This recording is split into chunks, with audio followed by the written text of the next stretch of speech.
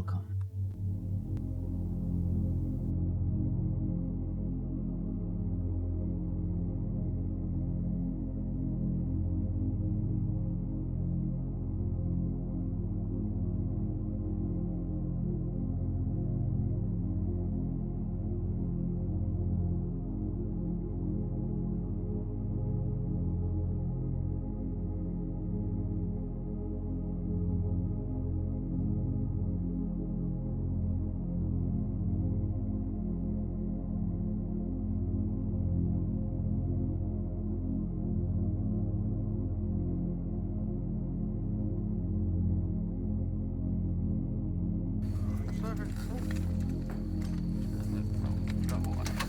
Are you born in a barn?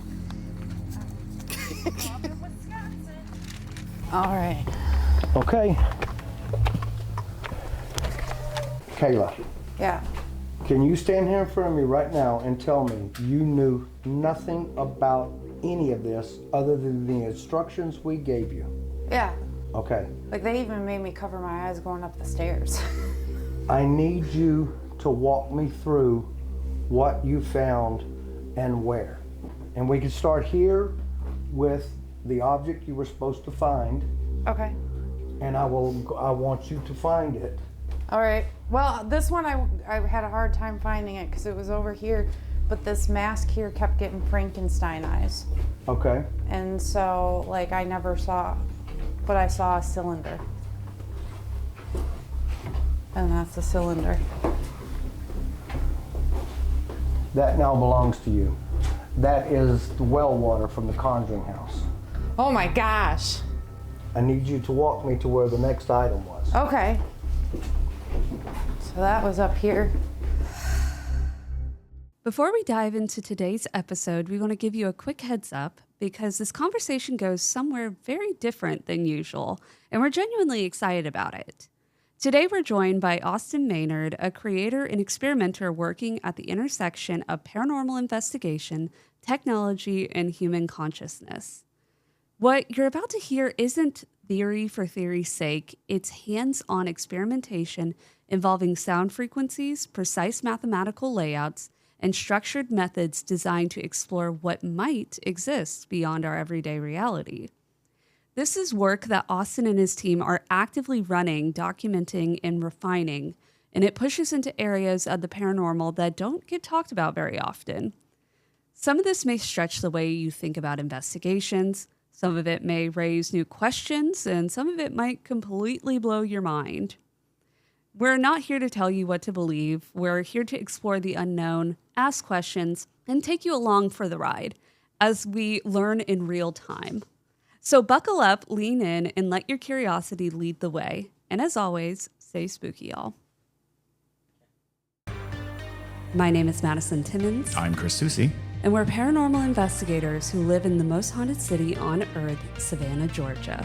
Whether we're in the studio or out in the field, we hunt for the stories and experiences where the veil feels thin. Shout out to our Parajunkie family on Patreon. This show is only possible with you. And remember, this is a judgment-free circle. Your experiences matter, your questions are welcome, and the weird is normal. So cut the lights, turn the volume up, and journey with us into the most haunted city on Earth. I'm Madison. I'm Chris. And welcome to the most haunted city on Earth. Hello and welcome to another episode of The Most Haunted City on Earth. My name is Madison Timmons. I'm Chris Soucy. And today we have a very special guest that you are familiar with his work, but you have not seen his face. We have Austin Maynard here, who's sitting in the center if you are just listening. So Austin is actually the founder of Underground Paranormal Network and is a partner with IDC Devices, amongst other things. And Austin actually has created the very popular piece of equipment amongst our investigations that we lovingly call the Light Bright. It is not the Light Bright. It is the Illumination Station. But that is this is the man, the myth, the legend, and all How's of it the going, things. everyone? Yes. So, yeah, we're really excited. Austin actually is here because he is hand delivering a whole assortment of Illumination Station iterations to be put into the museum. Well, a couple of them. Very poetic about it. I mean, listen, everybody. I've been on a 4-day writing stint. My flow is on there you still, go. so it's Fantastic. exactly. Thank you. Yeah, we had ordered for the museum a 3-foot by 3-foot illumination station, which it turns out is very difficult to mail. Oh yeah, it was like $200 per panel. That's insane. Well, I mean, I think they were way close to like 40 pounds each. Yeah. Okay. Yeah. So Yes. I mean, and they're chunky. They're also just very big, and so they charge extra for that kind of stuff. Right, because it's not going to fit in a standard box. No, Exactly. They have to ship it almost like freight. Right. That'd be crazy. Well, we have a lot to talk about. We've already been kind of talking before we even got the camera rolling, so we'll get into it in just one second. But one quick announcement before we do. The Other Side show is now live only on our YouTube or Patreon, where all of them will be going up first for first-time access, but also ad-free access, so that is where to find it. If you are new here and you have no idea what I'm talking about, The Other Side show is our new little creation that we have made. It is horror improv comedy. It is the reason why we have podiums behind us. It's very fun. It's a great time. And if you want to see why Megan's face looks like this, go watch it. I was under the impression when I first saw it, I thought it was a game show thing. It is a kind of game show. is, yeah. Oh, really? It's Okay. an improv game show, Oh, that's kind of cool. and it's horror themed, paranormal horror themed. I like that. I want to see some. Yeah. I think we can turn it over to Austin for just a simple trip down memory lane to begin with. How did you start in this industry? Yeah. Oh man, so I got into the paranormal field.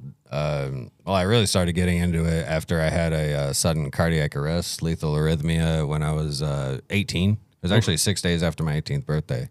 I was in a coma for 3 days, and then I guess I came back to, well, obviously, but that was their period of time where I'm not in my body, but I'm still alive. Like, but where am I? You know, and it just drew a lot more questions.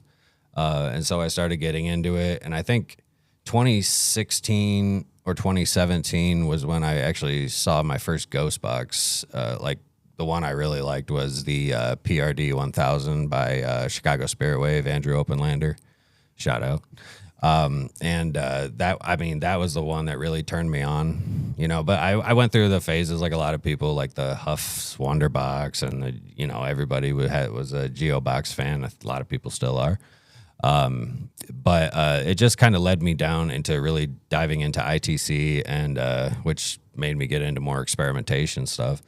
And when in 2018 and 2019, I really I got to become friends with KD Stafford of Supernatural Inc. And I met with JW Prather. What drove me to KD was just how cool his equipment was, because he was really where I got a lot of my inspiration for the designs I do and stuff like that. And I saw that he was just doing what he thought was cool, you know, and so I was like, I like that. And I don't know, I like that about him. And he's very creative, he's very artistic. And so I kind of, rolled along with that because I liked it a lot. But then with JW and IDC Devices, that's where the direct links and all that come from. I really liked the fact that it was random scan. Yes. And I had never seen that before outside of, Frank Sumption, like the creator of the Ghost Box. Frank's Box, yeah. He was one of the ones that first did the random, obviously. But the true random is almost impossible to achieve. But the direct link comes very close because of the way that it's coded. And I know what the secret is, but it's that's what drew me to it. And so, like, the experimentation aspect. And so the more that I learned about the devices and how they operated, all the different circuits that were in them, I realized all of the different ways that you can record and find anomalies. Like, that was really my motivation after so long, because I hit that wall, like with ghost hunting, where it's like, EVPs, ghost box responses, REM, that's not exciting to me anymore. Yeah. You're And like, I got to take it to the next level yeah, now. yeah. Like that's where it was, is like, I'm not excited by this. I need to go deeper. And so little did I know that it goes way deeper than everybody just looks at on the surface. I mean, it even gets into, you know, the interdimensional, it gets into the quantum realm, it gets into a lot of theoretical physics and possibilities, right? But I think that's where my fire has gone into. But once I became friends with KD and JW, and then Stephen Katie Halte, another great ITC legends, I think I bugged them so much about different ideas that I had. Eventually, they just got sick of me asking and said, "No, you need to start building." And so KD actually bought me my first soldering station and my first multimeter. And so and then Steve Halte taught me how to build his sweep circuit the way that he builds it. And then once I learned that, I found out how to build my own sweep circuit, and just kind of took off from there. I mean, and that's what guys like myself and JW, KD, you know, these people are looking for new paths of exploration that really haven't been even considered before. You know, I think people are now looking more into the LiDAR systems and everything like that. Not the SLS LiDAR, but like, you know, real long range LiDAR systems, 3D LiDAR system, the cave mapping kind of stuff. Absolutely. Right. Like, which I've thought was a great idea for a long time, for real. I think that's where guys like me are looking, is like the how.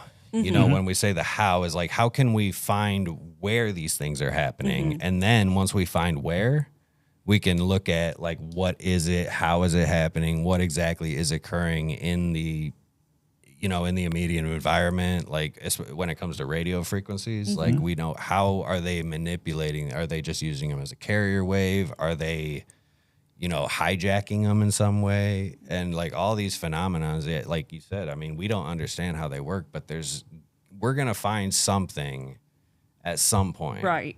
I mean, maybe not in our lifetime, but I guess a lot of the hope that I have is the work that I do, the work that JW and all these guys do.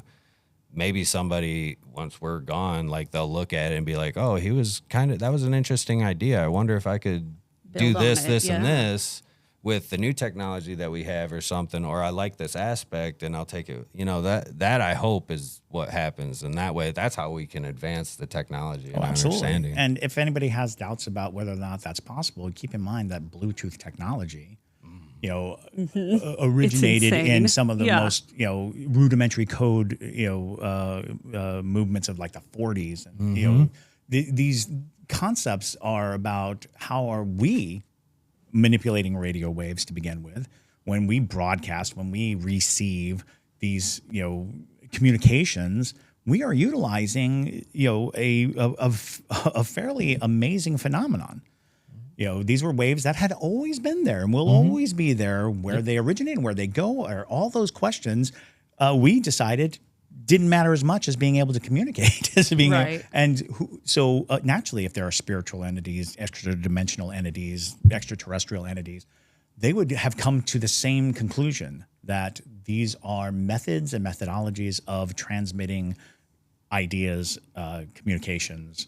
And so, yeah, I find it fascinating. Do you want to touch upon Worldgate or Travelers? Is that something that you want to give a shout out to, or help our listeners know the kinds of work that you have been, you know? Yeah, and that's actually what we were talking about before this all started, was how you know, there's a shared reality amongst DMT people who take DMT. They all seem to share the same similar experiences. They go to the same places, meet with same entities. Like, this is a very weird thing. And so in that sense, we're trying with the IDC Institute and the Worldgate projects, we're trying to essentially find a way to tap into that shared reality without taking DMT. And we're doing it by using frequencies and using sacred geometry, numerology, astrology, and astronomy. Which, from very ancient religious texts, that suggests that that's what they were doing. Yeah, so like the participants are all set up in a 5-point star with a center, which would be called a Seba. and they have the frequencies are specific frequencies that are catered to each location. Sure. Based on the math, like when we're talking math, we're talking geographical coordinates, we're talking square footage of the building, square footage of the lot, square footage, like when was the property first, like all of these numbers translate into different things that can be used in determining all these numbers. And it somehow all works out perfectly to where it allows these people to travel. And actually, we have one of our participants right there. And so you're actively running experiments on this principle and this idea. Yes. We call them the Travelers Experiments. And That's so cool. And there's two different ones. There's the Hyper Realm Experiment, which is essentially where we try to send people to the other side to investigate. Mm-hmm. Like if we try them at a haunted location and everybody's there and they can just go. Think of Insidious when they go to the further, right? Right. They're just on the other side. Yep. But then there's the Worldgate, which is where there's the Peregrine experience part of that, which is basically you just go as wherever the heck you can go. Mm-hmm. And people experience, I think Steve at one point said that he experienced seeing the pyramids. You saw, didn't you say you were almost like a magic carpet ride? Yeah. Yeah. Like a timeline of ancient sites and all kinds of stuff. Wow. So, people have crazy experiences, and we've actually been now documenting people seeing each other on that other side. But one of the craziest things that happened was at the Broadwell Funeral Home, one of my locations in the UGPN, and Kayla, Steve's wife, we tried to do an experiment because she's a psychic. Mm-hmm. And so what happened was we got her put into the cot, right? And then at that point, I decided, why don't I hide a few items and see if she can figure them out or find them? And so I went and picked out 2 random items, and then JW gave me a little vial of Conjuring House well water, and then to hide that too. And so I went and I hid the 3 items around the house. It was like a key, the vial, and then what was the other thing? There's a piece of paper with something written on it, right? Okay. She got all 3 right. Wow. And she said, okay, the first one was there's a cylinder of some kind behind the mask. Kayla. Yeah. Can you stand here in front of me right now and tell me you knew nothing about any of this other than the instructions we gave you? Yeah. Okay. Like they even made me cover my eyes going up the stairs. I need you to walk me through what you found and where. And we can start here with the object you were supposed to find. Okay. And I want you to find it. All right. Well, this one I had a hard time finding it because it was over here, but this mask here kept getting Frankenstein eyes. Okay. And so, I never saw, but I saw a cylinder. And that's the cylinder. That now belongs to you. That is the well water from the Conjuring House. Yeah, it wouldn't let her move it, but she saw that there was a cylinder behind the mask, which was the vial. Wow. She saw the rusty key underneath the dollar bill in the closet. And she saw that there was a piece of paper on a cot, but she didn't see what it was. She couldn't read what the word was, but she said that there was a piece of paper. Fantastic. Wow. And that kind of sounds like the stories you hear of remote viewing. That's what I was just thinking. You have That's what this is. Fascinating things. Basically, And in recent years, there's been a podcast following nonverbal autistic children, the telepathy tapes. And they talk about the hill. Mm-hmm. And the hill also sounds like this, other space where you can spiritually travel to and communicate with each other. And I feel like we're right at a place where that conversation is so very important because it feels like an evolutionary step. It feels like we are now talking about, are we still stuck with this crude material, our bodies, when we have the possibility of experiencing the universe in a different pattern, in a different way. And these are all filmed, yeah? Yeah, we actually we did the first one that we filmed was it's already out. It's Travelers, the Worldgate project. It's not very good. I'm not gonna lie. It was our first attempt at making a documentary, and it was not very good. So we have a new crew, and we've already done 2 experiments since. We did one at Broadwell Funeral Home, and then Auglaize Village in Defiance, Ohio. And so then now we're going to the Shanley Hotel in June, and then we're doing the Western Block, which is in Niagara Falls, in September. But the way that these work, we film them. We document how many cameras we got. 27 POE cameras. There's 18 POEs, right? And then there's the other ones. But basically, we're covering everything from every angle. We got environmental sensor data that's set up at each participant station so we can detect if there's any changes in the immediate environment when these experiments are happening. It's just, it's insane because the CIA, right? This was one of the big things, the Stargate project. Yeah. All this other... We've discussed that on this program. The gateway process is the big one that everybody's been talking about, right? Now, take the gateway process and give it steroids. Oh, no. And this is what we we're talked doing. about Stargate. Yeah. Yeah.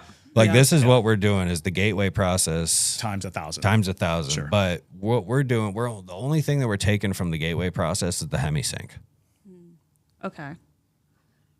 That's the only thing, and which is for those who don't understand hemisync or don't know what it is, the way that you do it, binaural beats. Like you could have a 4 hertz on one side, 7 hertz on the other side, and it'll average out to 5.5 hertz. Sure. But that's because it's syncing both sides of your brain together, which is what supposedly is allowing you to travel. Project, yeah. That's fascinating Yeah. because there was a period of time when there was a type of psychotherapy that was trying to do that linkage. They were actually using it looked like you were doing the old school hypnosis thing because something that the old school hypnosis thing that people never talked about was once you start looking this way and then that way, you're activating the opposite sides of your brain. When you're looking this way, you're activating this side. When you look that way, you're activating. And so if you're doing it back and forth, you're actually fusing how your brain hemispheres are interacting or reacting to each other, creating that hypnotic state.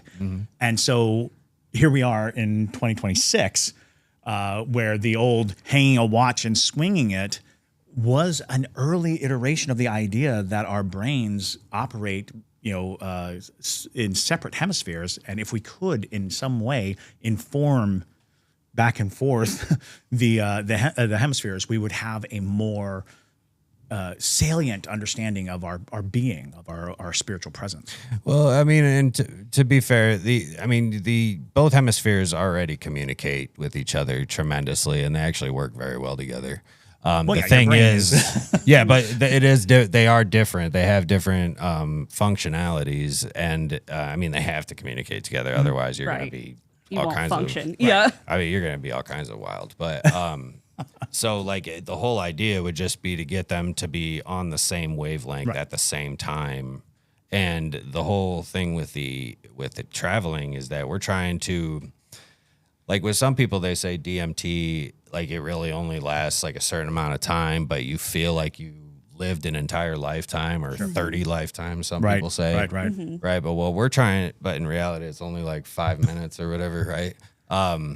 We're trying to basically allow you to knowingly go for 15 or 20 minutes, and then you can come back. Without that long-lasting damage. Right. But even Kayla said that she lived an entire lifetime, had a family, and had kids and everything, but she was only under for 10 or 15 minutes. That's incredible. Well, time's an illusion, technically, if you're speaking about that, Oh, it's subjective. Exactly. Yeah. We all have agreed upon how time operates, but in reality, in different dimensions, time doesn't. We turned it into a measurement. Right, and exactly. It simply isn't a measurement, but it's how we navigate space. Exactly. It's how we understand space. Yeah. So if we can remove those obstacles of trying to understand one thing by the measurement of another, we would have individual existences.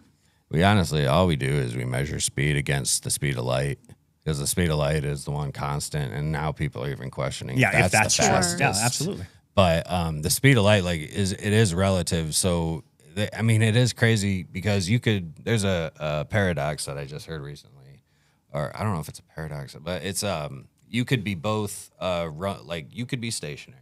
I could be running past you.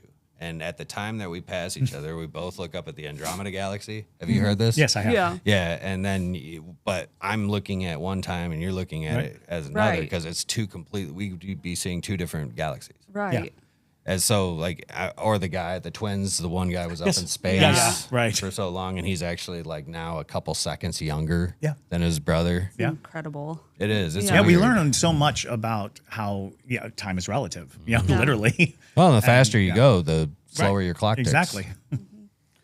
And Well, don't they do that experiment with mountains? Right? They have a timepiece on top of the mountain and a timepiece on the bottom of the mountain. Yeah. yes. And they were both set at the same time, but when they're separated, Yeah. you can actually measure a distance of time. Yeah, distortion. because the mountain is traveling faster. Yeah, exactly. Fascinating. I was going to ask, so when you're picking locations and certain circumstances for these, I guess, investigations, experiments, what is the criteria you're looking for to accomplish these experiments? At least at a location. With regards to just the location aspect. Right. An owner who's not going to be Okay. an That's fair. That's valid too. It's just so and kind of where that question's coming from in my mind is, there are these thoughts that there are certain places in the world that have heightened levels of energy or vortexes like Sedona or things like that. So are you ever at a point going to try to see if that affects these types of experiments of how you're able to project, or if it's easier to project in some way versus just like in your living room trying to project? Well, honestly, we haven't tried to do it at a place that wasn't haunted yet. So I think that we're kind of Yeah. That raises an interesting question. yeah. So now the question becomes, well, could we do it on a place that's not haunted? But I believe that we can. I mean, I don't think that. I mean, JW doesn't either. We don't believe that the location matters because the math is going to tell us how to do it. Yeah. I was going to say that makes numbers, a huge difference because the oldest magics seem to incorporate mathematics a lot more than we think they do. Well, and it's funny because we'll have some of the seats or the spots will just be in random places that are just complete. Like we had one spot at Augley's Village that was just out in the middle of a field, and we had to put up a tent over it. No, because that's where the math told you. Right. That's where it was. Yeah.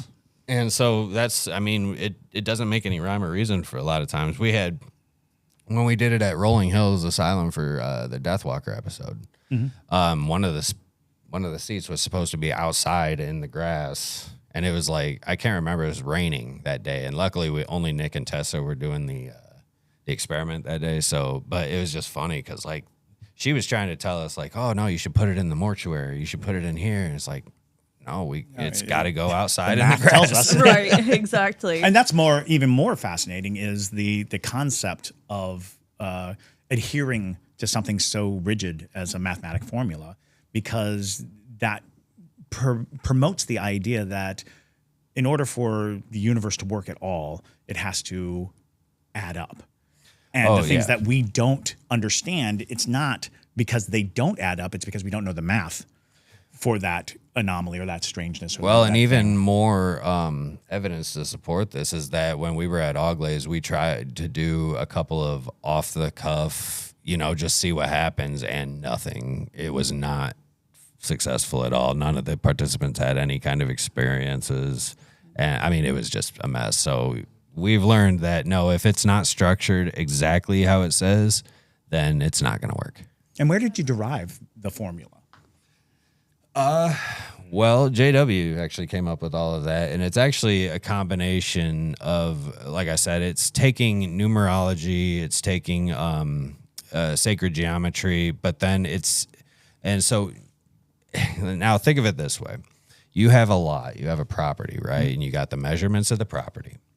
So then you take you take that and you try to figure out how the 5-point star is going to fit, but it's not just on the property because you have to level it up sometimes 2-3 levels. So it'll be a 3D 5-point star. And so essentially it's all about where numbers. So like a lot of it is just gut call, like from him. He says like, okay, well, if we got this and then this number and this number would work right here and right here, then these numbers would work here, and then it just kind of aligns itself in a way. That's fantastic. And so there is some kind of a metaphysical, you could call it a metaphysical aspect to it, but it is. We believe that they're together. It's a mixture. Absolutely. Well, and it's illustrated time and time again in every culture. You've got like feng shui, and you've got the concept of the four corners, and all of these things that suggest that by positioning yourself in the right place, facing the right direction, utilizing the right mindset, the oldest traditional practices, rituals were divined by that sensation. Even before the mathematics was there, they were like, when I face this direction, when I'm where the sun is moving this way, when I am doing where the stars are telling me here, that's how they would build Stonehenge, and that's how they would map the pyramids. All these things all come down to if the, they were the off mathematics, by an right? inch on one side of the pyramid, bro. Exactly. That would have been horrible. But it is. It has a lot to do with it. And I mean, even the frequencies of each location changes. Yeah. It changes based on each location. So, I mean, does the participant audio change, or has that been the same every time? Okay. I think he is using the 4 to 7 hertz, but the catalyst is what changes, right? Yeah. Cause the catalyst is the environmental frequencies. Like we have, I have 2 passive PA speakers, like guitar, like huge. I think they're 12-inch or 15? They're 15s. Okay. And so we're just running audio frequencies through these things. And I mean, you feel it in your chest. I mean, it's kind of crazy when you're there. So not only is it affecting you physically like that, but then you got the headphones and you got the 4 to 7 hertz, which is 5.5 in the middle. Right. For the hemisync. And so it's very precise, and when it's not precise, it doesn't work. That's fascinating, endlessly fascinating. And yeah, I mean, at the at the end of the day, though, it makes sense because people like to separate what feels like real science, like quantum physics feels really stern and like almost set in stone, and then you have metaphysics, and I'm like, they're kind of still playing in the same field here. And even with things like Reiki, they use sounds. We're coming back to frequencies as healing, frequencies as, the Solfeggio has always been, I think there's 11 Solfeggio or 12. I can't remember. No, how many are there? But I know that they're healing frequencies. Yes. Right. They are healing frequencies. Yeah. Yes. Well, the Solfeggio frequencies they're just called the Solfeggio from the guy that but they're all natural frequencies that are common. And chanting is a practice across the path. The Buddhists, do the multi-vocal cord, the Om sound that we have is definitely a part of that notion that there's a frequency set to optimize the human experience. That's actually the frequency of the universe. Yeah. Yes. Yeah. What the Om sound is. Yeah, I was just and they came that. upon that internally. They came upon that through meditation and through recognition of these frequencies and how they affect them. Yeah, the Om sound this is funny because I was literally just reading this yesterday. The Om sound is supposed to be the sound that is the perfect frequency between what is considered God, universe, whatever anybody wants to call it, and nature. And it's supposed to be connected. It's actually both of them together. Exactly. Yeah. And that's so fascinating, Exactly. Which honestly makes sense because in reality, when you think about what we are made up of a bajillion, trillion little bits of atoms and different pieces of energy that would be conductive to energy. So, of course, it would affect us. So it would make sense that different frequencies can be sorted into all those. Well, everything is frequencies. I mean, you could even if you get into string theory, Yep. every atom or particle on the planet is a rubber band that's just vibrating at a specific frequency to make it look like whether it's a proton, a quark, all that stuff. That was the whole non-quantified field, the whole idea that you can shove everything in physics that doesn't add up into a nebulous place and say, well, we'll just use that as our answer to make the rest of the mathematics work. And it's in that you find questions like this, questions of, what is the glue that is making us a singular object, and then we denote a self on top of it, an ego. All of that is unnecessary, except for some kind of spiritual, journey. We do not have to sit here and say I am Chris and create this border around myself to keep me from being Austin, except for the experiential level. Right? And that's what we've done is we've separated ourselves, and the frequencies seem to be what allows us to remove those borders and remove those separations. Yeah, everybody vibrates at their own unique frequency, and I know that you can find out what your frequency is. But there's like a formula for it. Yeah, a formula for almost anything, right? Why do I feel like it's E equals MC squared? It might very be. well could be. That's above my caliber, but I was going to ask. Okay, we're a goofy ghost podcast, so literally, I'm like, we are reaching through my Rolodex of information here. But I was going to ask. So, for some reason, the name of the system is absolutely escaping me, but it's that.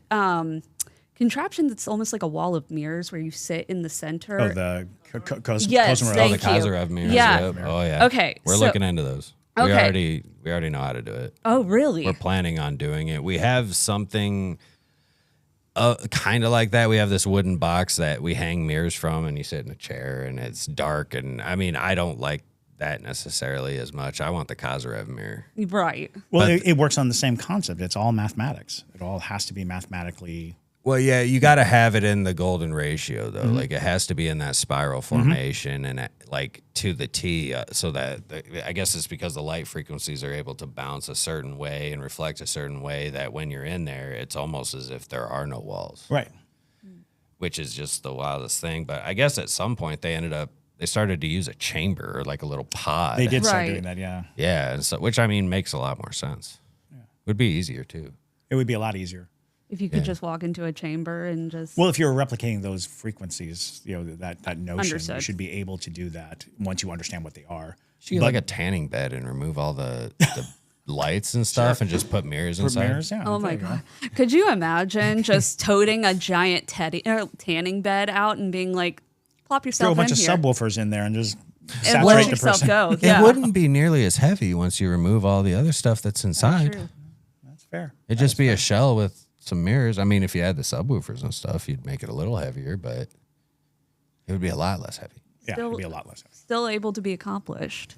So, at the end of the day, what's the goal of what do you want to bring forward through doing these experiments? Are you wanting to make this more readily accessible to people, or do you want this to be documented in some sort of way? Oh, yeah. Okay. Well, that is the big thing is documenting. Everything we do, we have to document. Right. But it's also learning from the documentation, seeing what works and what's not been working, where are we getting results, and how can we interpret these results this way, or what if we were to add this aspect to the experiment, and would those results change? Introducing variables, things like that.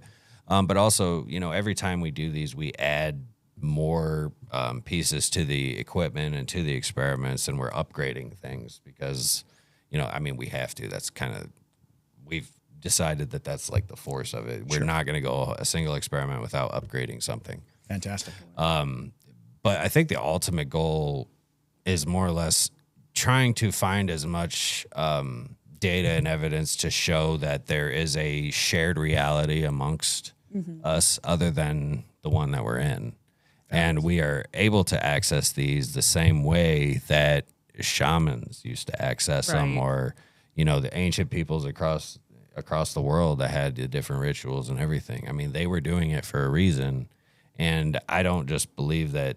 I don't want to buy into that they were just, making it all up. No. Like they had. But it also raises that question, which was many people saw these people, these mystics and these shaman as individuals charged specifically for their spiritual worth and value. And they became these spiritual leaders because it's possible that not every mind is up for the task, or not every spirit is up for the task. And so it's interesting to find a path that makes it more accessible for a wider group of people, because it used to require such dedication. In certain yogis would have to like starve themselves for a period of time, or isolate themselves for a period of time, or go on these spirit vision quests, whereas that required so much fortitude. But now we have the comfort of a lot of equipment. We can pump people with frequencies that they're not developing themselves in the wild by themselves. I would argue that shamanistic people and like the ancient peoples would take peyote, ayahuasca, and absolutely they were doing that. That's how they were having their spiritual journeys. And again, not everybody's cut out for those visions. You give the same vision to 5 people.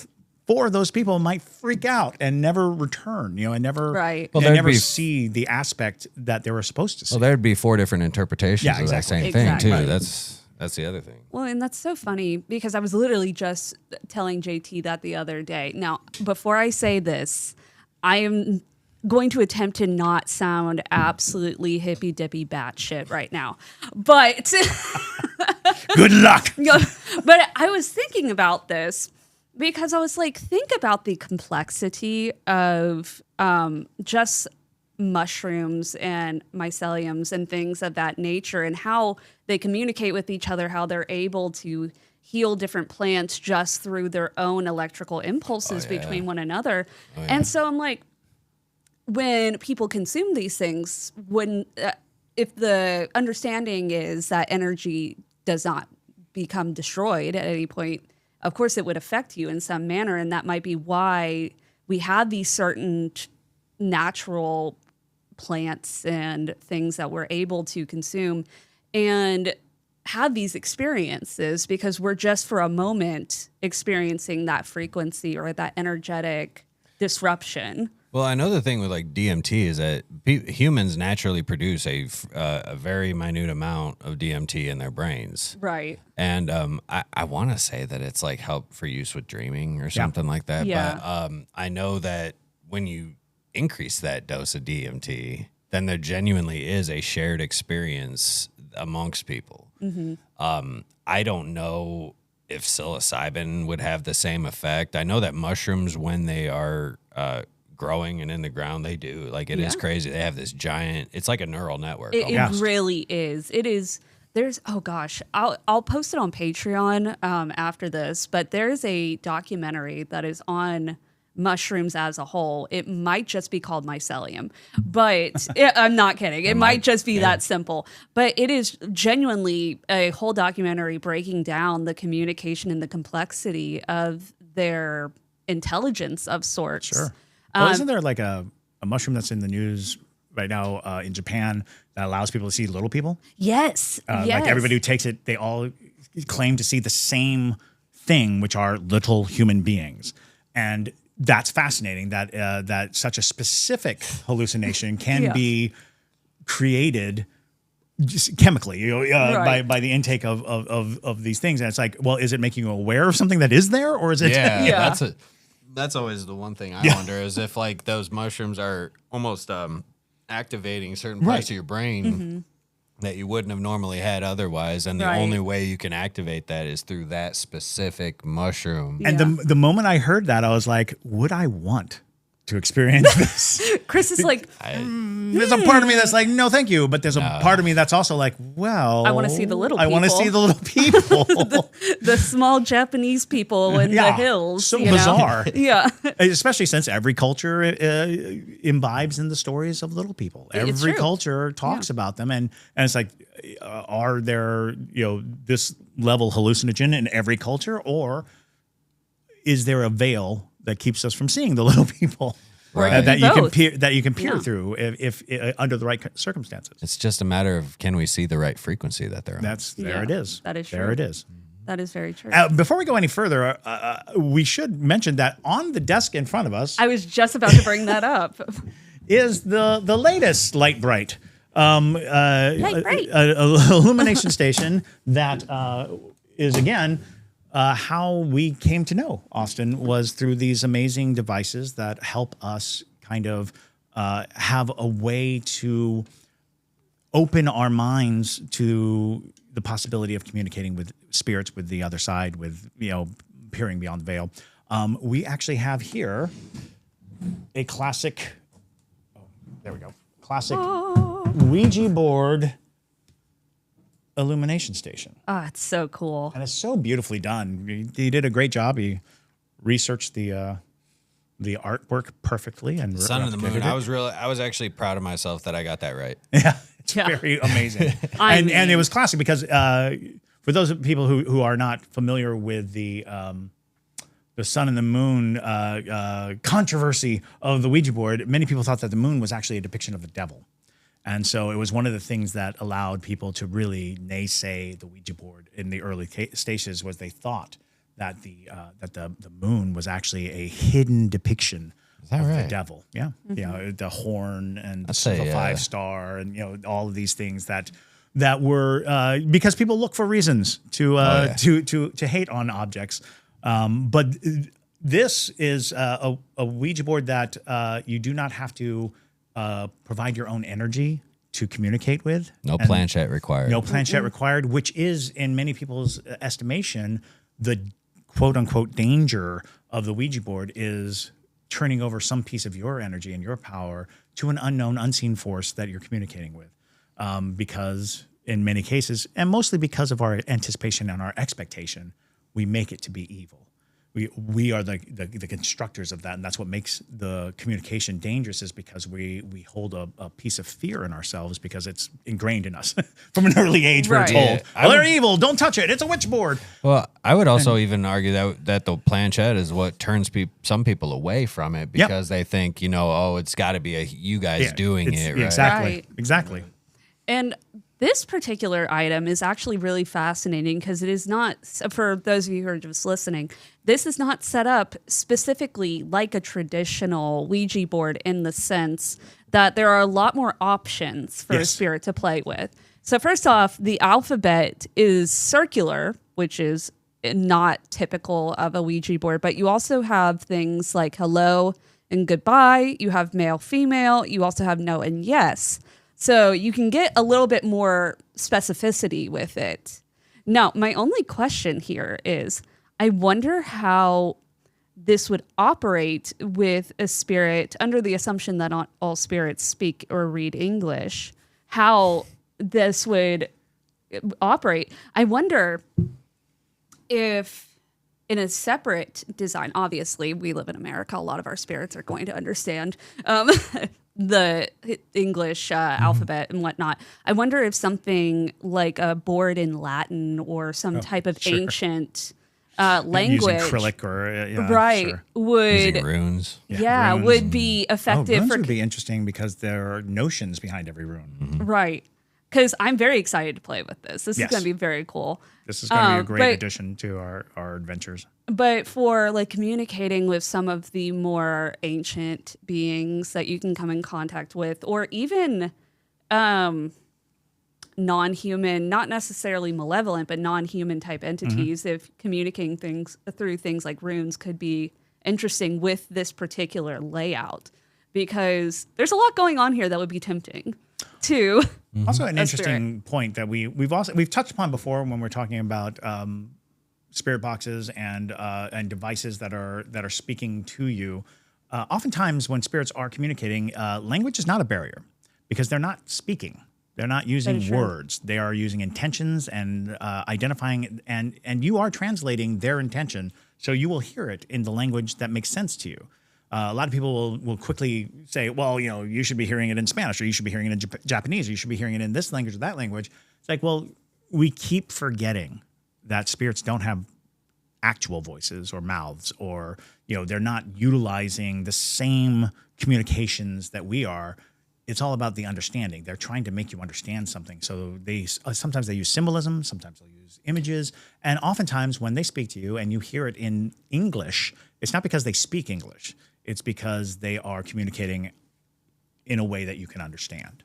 From a technological perspective, that's almost like they're just sending the signal and you're translating that signal. Absolutely. Into whatever your language. Yeah. You're the transmuter. Exactly. Right. Yeah. Right. No, yeah. If I get a radio, I've honestly never heard that theory before. I like that theory. Actually. Well, it's just one of those things that we've come across a lot. Is that one of those main debunking arguments is, well, that should be in Japanese or that should be in Korean or whatever. And it's like, well, keep in mind that we are giving a lot of credit to the spirits for maintaining their earthly limitations when they have access to things that we just don't understand. And so they can communicate to us easier rather than words, rather than, a voice that rings out. It is, a series of things that we translate, we decode.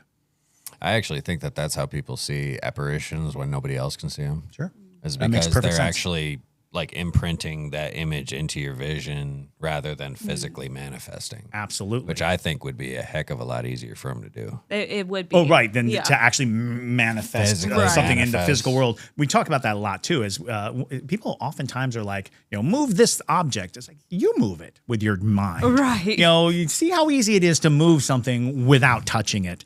That is a crazy thing to ask a ghost that doesn't have muscle, bone, sinew, or anything. You're like, move this object. It's like, yeah, that's hard. That's a big ask. Well, that's why, we start looking into like the quantum physics of it. Because is it something where, because there's never actually anything that's physically touching it. Exactly. Because like the table and this microphone, it's maybe setting on the table, but there is a space because the force between the tables of the atoms of the table and the atoms of this are separating, right? Right. So is it possible that they could just, of an object, right? Just one object, like change the bottom layer of and atoms. Cause it to move. That's why balls move faster than squares. And like cubes. even just reduce the friction, reduce, all of that just a little bit. Mm-hmm.